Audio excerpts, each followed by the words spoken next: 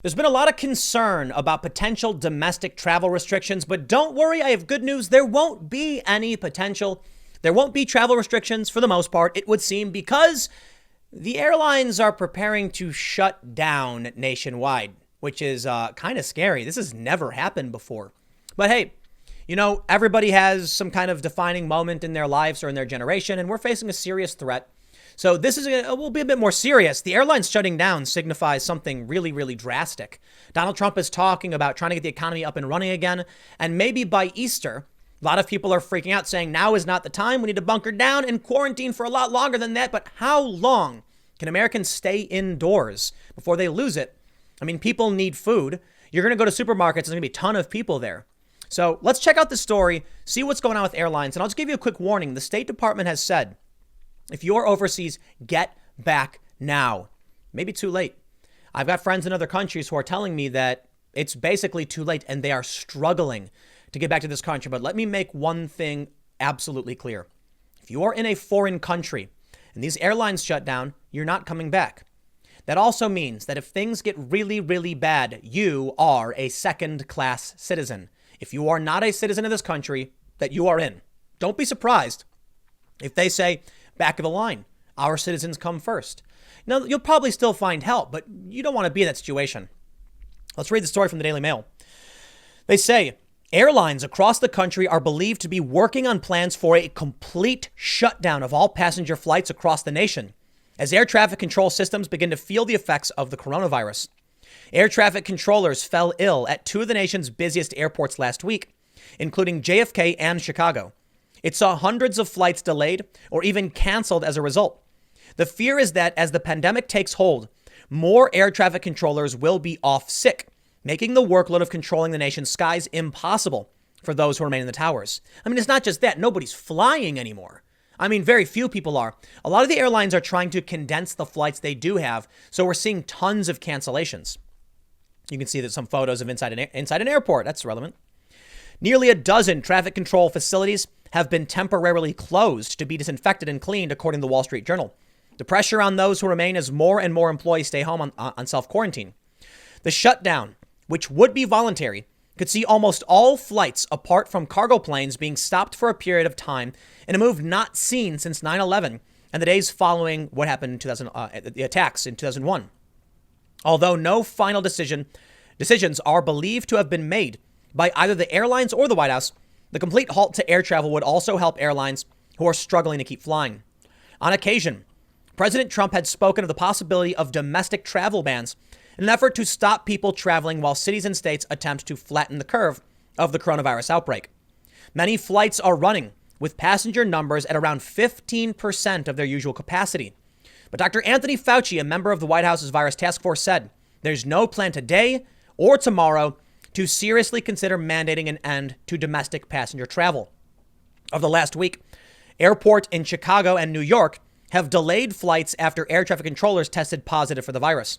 On Tuesday, Chicago's Midway air traffic control tower shut down late afternoon after 3 workers tested positive for COVID-19. It resulted in 200 flights being canceled as air traffic had to be reduced. Now, a lot of people are concerned about authoritarian lockdown provisions, things like, the DOJ is asking for indefinite detention powers. These things should be blocked, but I will also point out there's an issue of capacity. A lot of people, presumably on the left, seem to think that the government can snap its fingers and just do things. It doesn't, it can't, and sometimes it doesn't matter. It doesn't matter if Trump wants to shut down travel domestically or not. There could be domestic restrictions in the form of like checkpoints on bridges, I suppose. But if the planes can't fly because the people aren't there, guess what? You can't fly. Which I want to give you a quick, let's read this. And I want to tell you a quick story. A lot of people don't understand about economics, about how the limits of wealth. And it's relevant to this, trust me. The virus also struck JFK Airport in New York when an air traffic controller fell ill with the virus. With the pandemic continuing to spread, and with mandatory stay-at-home orders for 80 million airline executives, pilot union leaders and federal transportation officials believe there will be further reductions in the number of passengers traveling and the number of flights being scheduled. Most of the U.S. airlines have dropped most of their international routes to Asia, Europe, South America, Canada, with further plans to reduce domestic flying by around 40%, while the bulk of potential travelers continue to stay home. This weekend, the Transportation Security Administration noted that the number of passengers passing through the security checkpoints was down by 80% compared to the same weekend last year. Wow, that's crazy. And we can see here we're up to 46,418 cases here in the United States. So the rate of deaths is going up. It went down a little bit over the past day, but it may again go up. So I want to explain to you, that's the gist of the story. The airlines are shutting down. But I got to break something down for you that people don't understand about economics. Two important things. And the first thing I'll start with is the length that wealth can really go. You might be one of the richest people on the planet, but I'll tell you what, you probably can't fly right now. All of those billions and millions won't get you a plane if there's no air traffic controllers.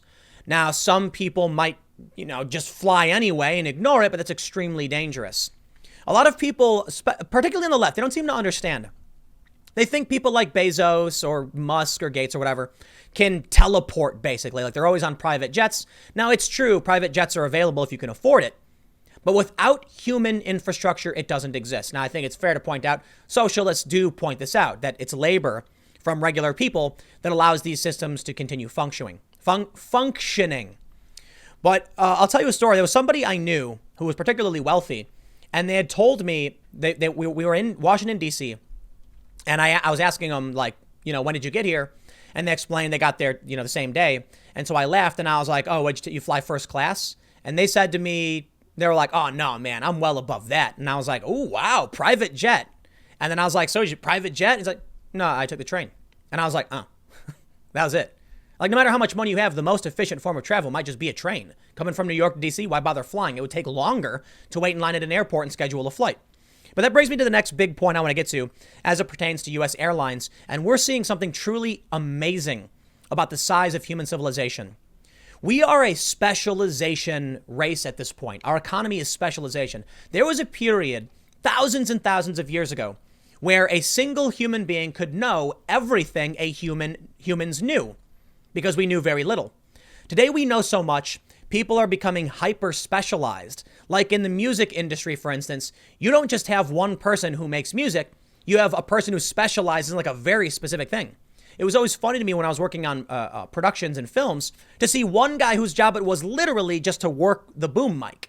And I'm like, that's all he does. It's that specialized. So there are a lot of aspects about economics that this flies over the head of a lot of the people who are about UBI and socialism in understanding that the technology we have to a certain extent is the result of a massive population, and that's it. As our population gets bigger and bigger, and we understand more and more about the world around us, we need more and more specialties, people whose job it is to be extremely focused on one small and complicated thing. When we put these things together, you end up with big planes. But when population starts reducing, you can't support the infrastructure of the airports anymore. To make a plane fly, you need bulk economics. If there was one person who said, I need a plane, you're not going to be able to support a jumbo jet. And it's not even about that. You need to have the jumbo jet fly like 4 or 5 times loaded with passengers to make it worth even having that jet, which means when passenger numbers reduce, then you can't even support that technology. Long story short on this in this regard is that there may be technologies out of reach because we would need to increase the amount of people that can utilize the system to actually sustain its development and growth. If only 100 people needed to fly every day, you would not see a 747.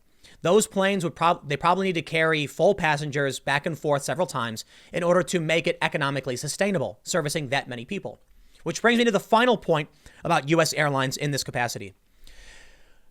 There are problems with government infrastructure when it pertains to, air traffic controllers or any kind of public job required to make a society function. And this is where things get scary. Well, I don't know if it's scarier than if it was private or not, but I'll use Detroit as an example. They built up a water system, water infrastructure, but let's actually let me back up. Let's say you have plumbing in your town, and your town has 1,000 people. Everybody spends $100 a month to sustain that plumbing system.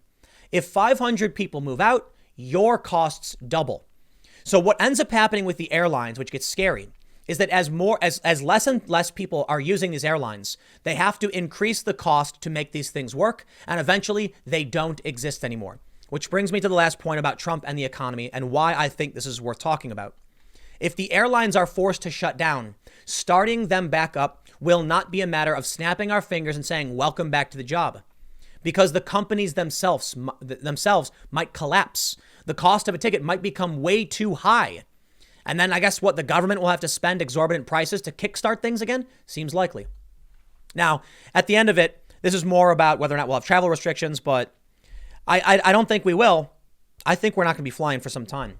I hope you're at home because the Surgeon General and other governors have already said, expect things to get worse from here.